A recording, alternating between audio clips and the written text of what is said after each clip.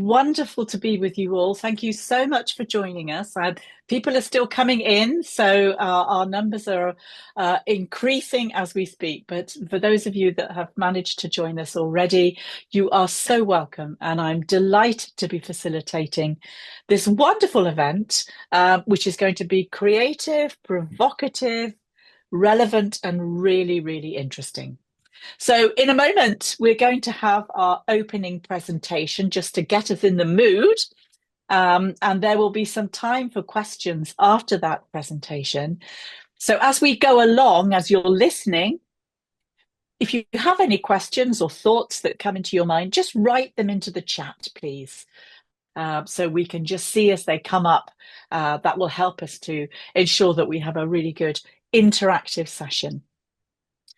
And then following that, we have 5 other presentations, shorter presentations. We're going to take a very short break after the second one. And again, I'll remind you, but to just write questions and comments as we go so that we can just keep the dialogue flowing between us all throughout the whole of the session. Let's just set the scene for a moment.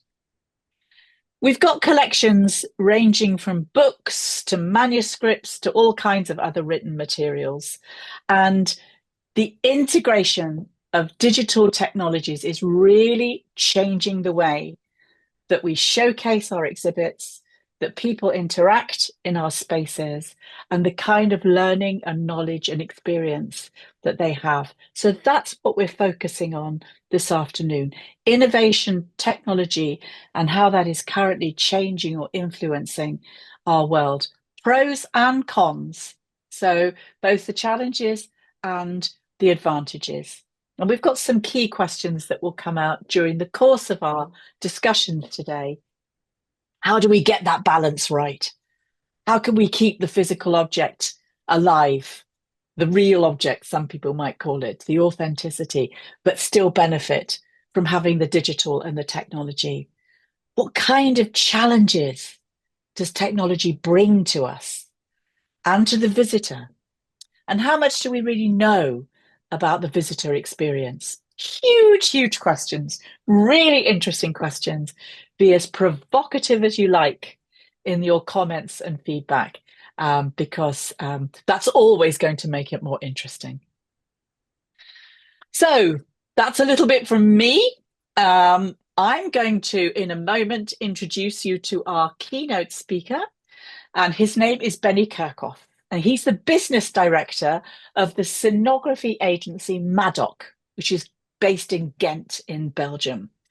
Now, we had a conversation just before we came online, actually. It was quite interesting because I was looking at that word scenography. And certainly as in English, we would probably more commonly use the term museum designer. But it sounds so much better, doesn't it, a scenographer?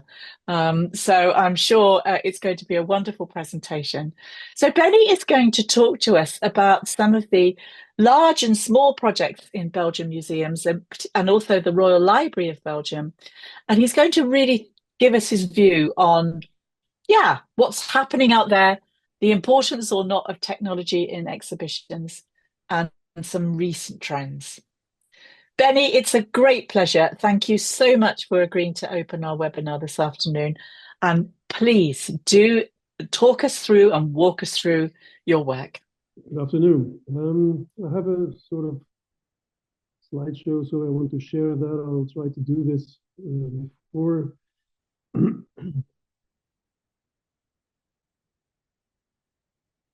not sure if you see what you have. That's great, Benny. We have it now. Thank you. Perfect. So we start with the title. So the technology and innovation in library exhibitions, benefit or burden. So benefit or burden is already setting the stage, I would say. I think there is a lot to say, and I think it's always about a sort of balancing act between the real thing and the virtual, like you said, Diana. And I think for us, what we try to do is, of course, we see the collections, the real thing, and we try to do something with it in an exhibition. And we use technology to enhance that experience. And of course, there's the the question of how can we also entertain visitors. And so that is for us the big balancing act between how to entertain, and letting the objects still have a life, and let them to be the main protagonist in an exhibition.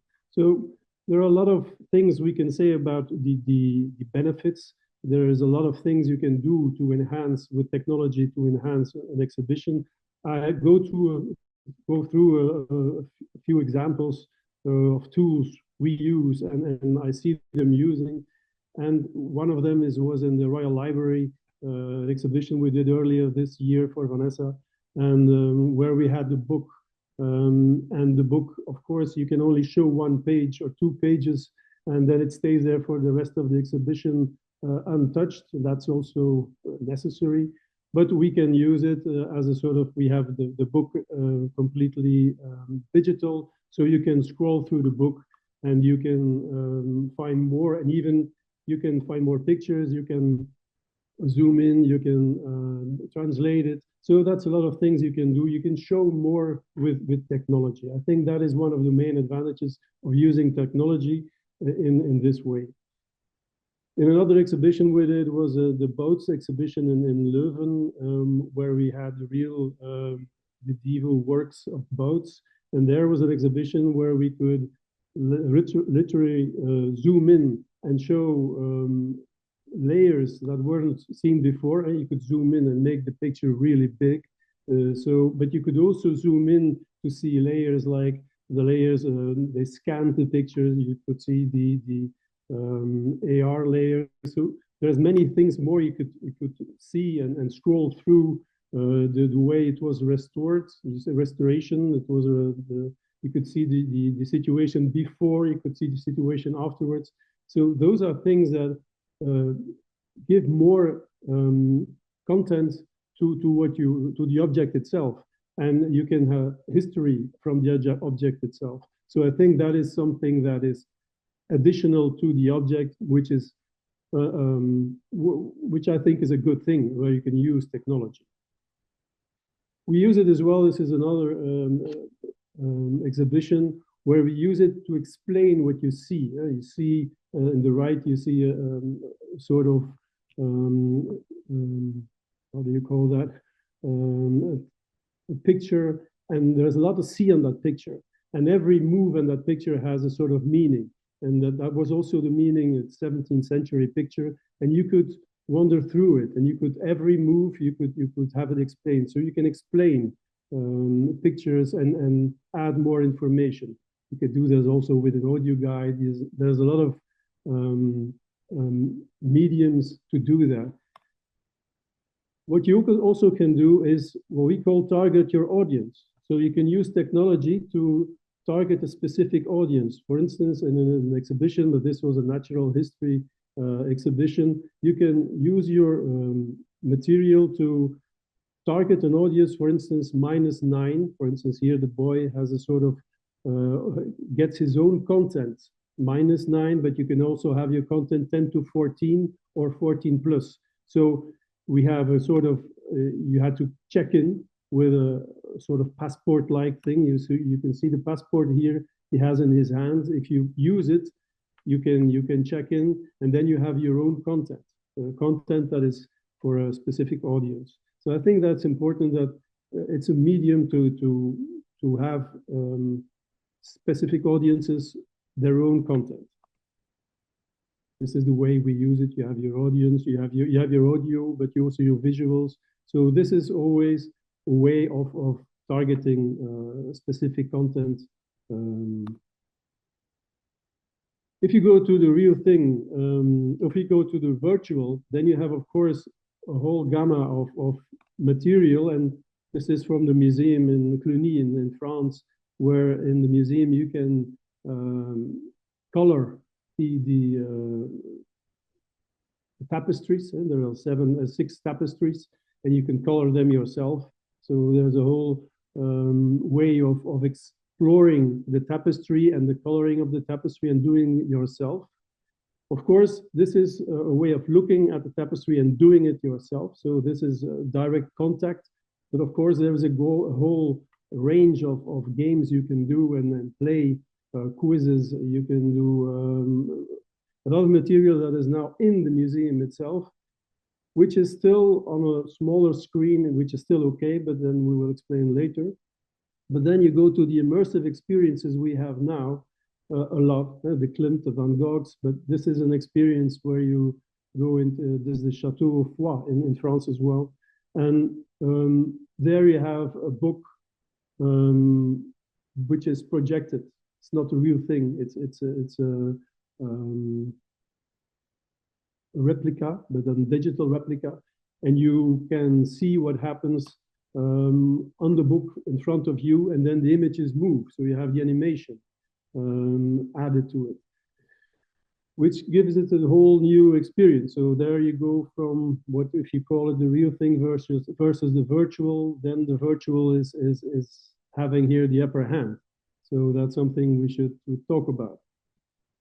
If you see at new trends, and then of course there's some trends like AI, MR headsets, and another one. So in Berlin, there's a couple of years ago in the Bauhaus Museum, there was a way that they used AI to explore the archives of the Bauhaus. So I think about 15,000 objects were archived, and you could explore them through a big wall, and you could explore them by name, but also by color, by line, shape. And so then you get the machine learning gave you all sort of possibilities. And so you could go through your own choices and see what happens in front of you. So that's now in Berlin in the Bauhaus. What is also now, I think a few weeks ago in London, there's the mixed reality headset tour, where you go through the Natural History Museum and you find in front of you the whole, the animals come to life. So this is a whole new thing that is coming. If it is something that it will be widespread, I don't know. I think the headsets are still really large, but in London you can now do it and freely go through the museum. And then another thing that is quite important as well is the applications Be My Eyes, which is not really for museums, but it helps. It is an AI application. If you go anywhere in outside, your iPhone or your Android phone is telling you what is in front of you. But if you would use that in a museum as well, so it would be in a museum very helpful, not only for people who have a bad sight, but for everyone, that you can have more information. So these are trends, I think, that are quite important. And the range of technology that we have is also very, from small to very big, is what we have now. And so this is a bit the range I was trying to show you. So Diana, over to you. Gosh, Benny, thank you. So many things to think about, and yeah, some. I don't. I mean, my head hurts already. Is the honest response, I think, to my own feeling. I hope people will start writing some questions for you. But I guess my first question is, does this mean that when we are working in this way and we're really embracing all of this, I mean, it seems to be moving so fast that things are coming in, quite quickly. Are we really changing the visitor experience to become more entertainment than educational? And if so, does that matter? There's a change. I think I think museums are also in the battlefield of all sorts of entertainment that is in the open. I mean, you can choose between going to the cinema, you can choose between going to the museum. I'm not sure if many people make a difference. It's just a way out. They go somewhere and they want to be entertained. Of course, to me, there is a big difference between the what you call the authenticity, the authentic material, the sense of an object, the sense of a place. I mean, if you go to a place where you know this has a sort of historical meaning, and you see an object and that has a sort of historical meaning, it has been made like 1,000 years ago, 500 years ago. Then there's another story and another way of feeling the material. And I think, or you believe in a sort of magic, or you don't. But I think it's important the moment you believe in it, then you go to the museum. If you don't, then you can go and see Wicked. I mean, there is no, you have 2 hours of entertainment as well. So there is a difference. I think there is a big difference. Is it changing a lot? Yes, it is changing a lot. But what I also see, and certainly in countries like Belgium, is that you cannot always do the technological high profile things because you don't have the money. I mean, you have the objects, but there is not the money to do it, or not the money to do it in the right way, because I've seen it changing. 25 years ago, there were no like iPhone applications, or so a touchscreen was something magical. Any touchscreen was something magical. Today, touchscreen is something, it's no more magic, and everyone has a computer in his pocket that has so much capacity, that shows so much virtual games or entertainment.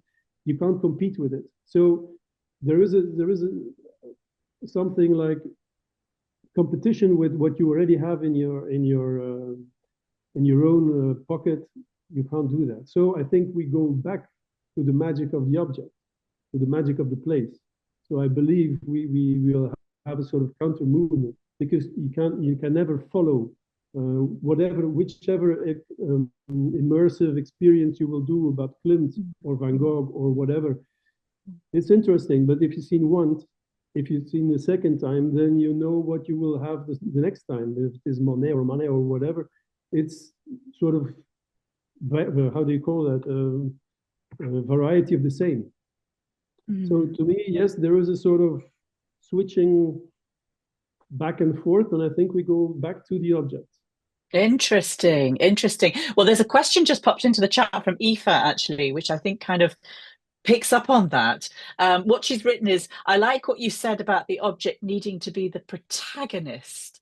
Which of the technologies you shared do you think is the most successful and the least successful in achieving this?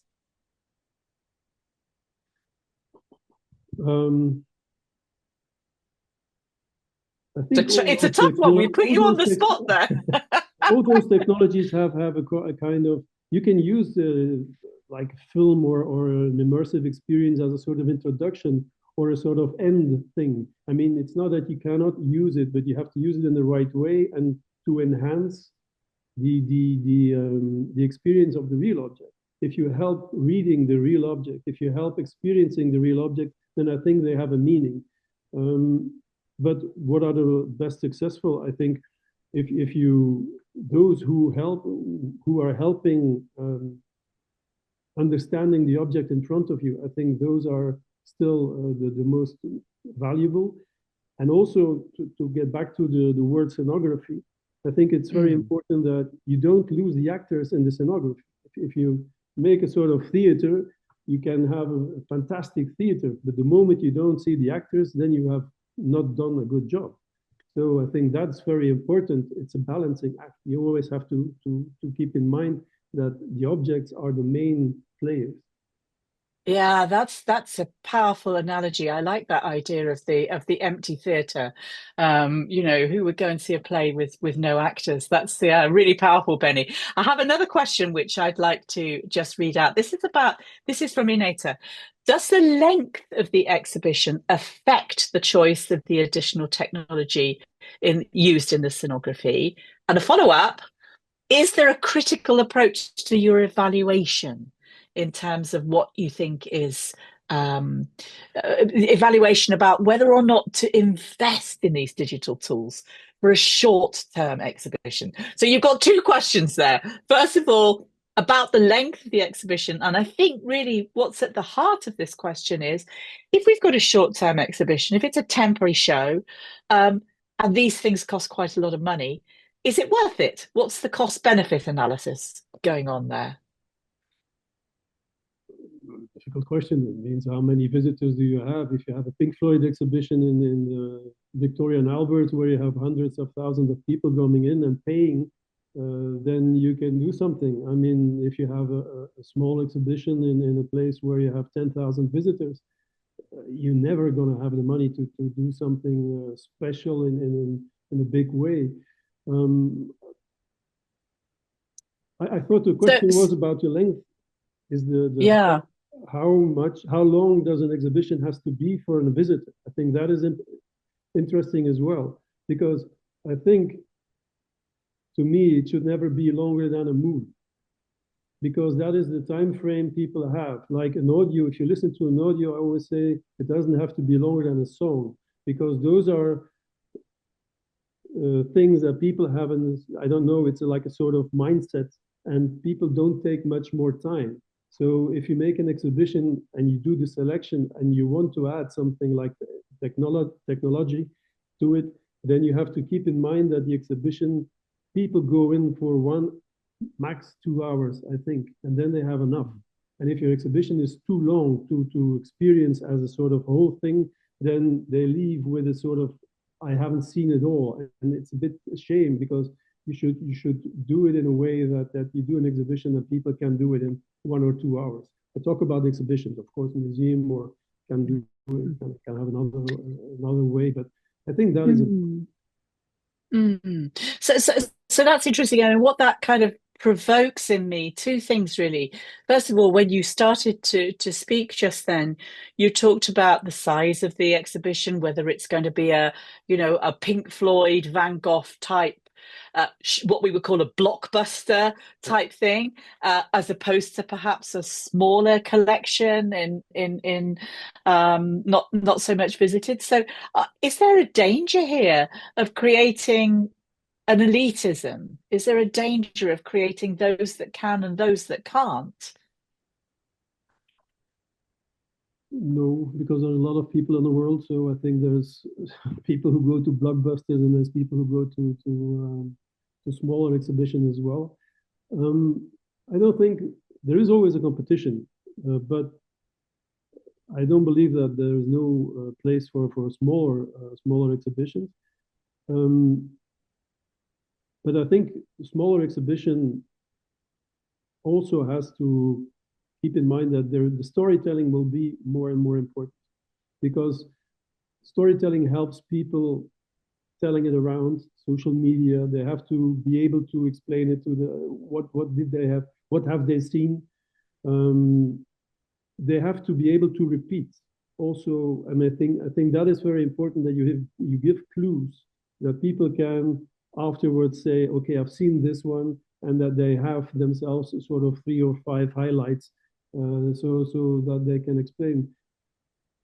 Even the big exhibitions do the same, I think, and I think it's important for the smaller ones as well. And even in time consuming, I don't think if you go to the Pink Floyd exhibition, you also go 1 hour, 2 hours. If you go to a smaller exhibition, you go to 1 or 2 hours. And okay, I don't have to go to London for the smaller exhibitions there next door. So I mean, there is also a sort of, I don't know if there is the competition. I don't believe the competition will be that hard. No. Interesting. It'd be really great to get some responses to this and see how the temperature is within the whole group about these questions. I have another question for you. Do you experience the change already in terms of making exhibitions? I think just generally in terms of the trend. For example, are you getting any questions about going back to analog, going back to using our hands, being hands-on, what in museum education and learning theory we would call hands-on is minds-on. And do you sense that as a tension at all? I think so. I think so. Yes, I think there is a sort of trend to go back to the real thing. I think the hands-on depends what a hands-on is. I mean, the hands-on of 20 years ago is not the same as today, and the hands-on is not, it's not having a photo booth either. So it depends what you, what you do with that. But I think people like to see behind the scenes. They like to, so there has to be a sort of additional storyline, and the storyline has to be interesting. I think the storyline is much more important than the fact hands-on or not hands-on. I think for me the way the story has been told is more important. Mm, mm. So I guess my final question, Benny, really to sort of wrap up our time together would be sort of looking 5 years down the line.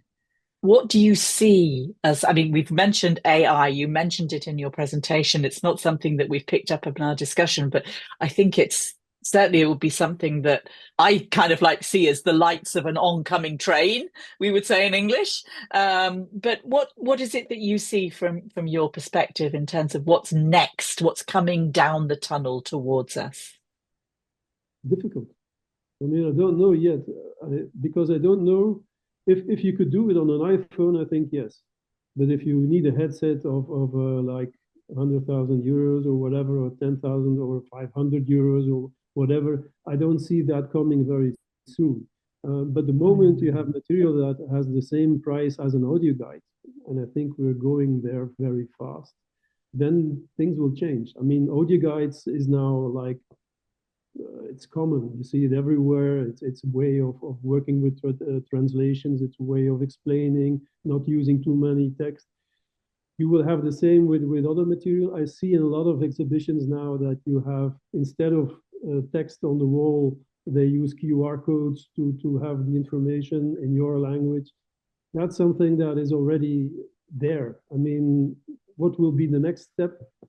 I think the applications like Be My Eyes, where they use it now for one sort of thing, but I mean the way that your uh, iPhone can show what is in front of you, that's Mm. a challenge, and it's a big challenge because you don't know what will be told. I mean, it's no longer in your hands as a museum. I mean, what story will be told? I remembered one day, just one sentence, and then I'll stop. But I remember the problem. I think it was the Louvre had one day that there were guides coming into the Louvre, but the guides were no official guides. They were just like guides who were telling their own stories to people, which were very interesting, like funny stories, or they had their own tours and they were very interesting. So they had the sort of the feeling, okay, we're losing here. The kind, what we want to tell, we're losing it. So this is a challenge we'll have now as well, because if the medium is not yours, it can be used for anything. And then that's a very challenging path, I think. Yeah, goodness me, that opens up a whole new discussion, which unfortunately we don't have time for, because I think what I'm struck by rather, is, I mean, that the sense of this is a discussion that is so absolutely for the global minority. You know, it really favors societies and countries that have got resources, and there's a sort of there is a part of me that thinks, gosh, if I was a curator, if I was somebody working with content, I'm not sure how I'd be feeling, really. There's very much that sense of, am I being, am I going to be outdated soon if we just have, of course, somebody needs to still write the content behind the QR code, but it's a fascinating subject that you've opened up for us, Benny. I really thank you so much for such an incredibly interesting start to our webinar. And I wish we had more time to talk about it. But if we have questions coming through, I'm sure we'll be able to come back to you in a while. But for the meantime, thank you so much for Thank you. opening the Thank you. session today.